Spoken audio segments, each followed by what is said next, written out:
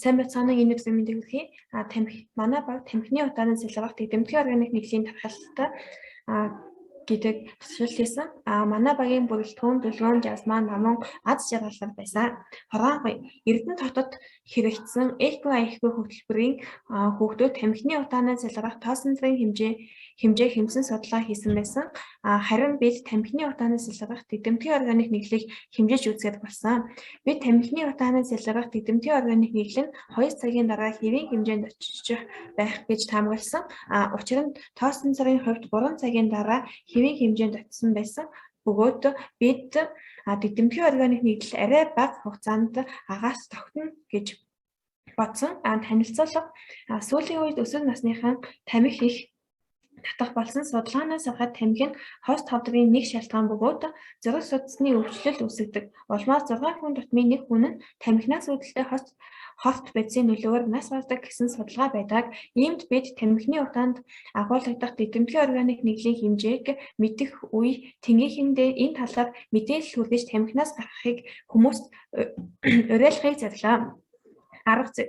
Под төхөөрөмж тамхи хасаагур залгуур бид ашигласан. Тусгалтын үйл явцад под төхөөрөмжийг халааж 30 минут суур хэмжилт хийн.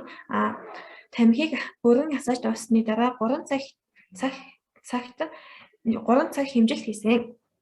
Туршилтын үр дүн. Туршилт эхлэх үед буюу 16 цагт өргөн доторх хүнд органик нэглийн хэмжээ 3 ppm байсан бол тамхиг бүрэн хасааж дууссаны дараа 67 ppm болж өссөн байна.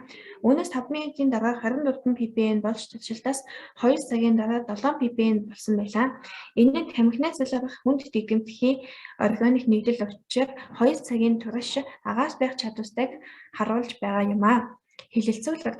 Туршилтаас 2 цагийн дараа дэвтэмтгий органик нэглэлийн хэмжээ 7 ppm байснаас үзэхэд дэвтэмтгий органик нэглэл нь тоосон цустай харьцуулахад агаас илүү бага хугацаагаас тогтсон байдаг гэж үзэж болох юм аа.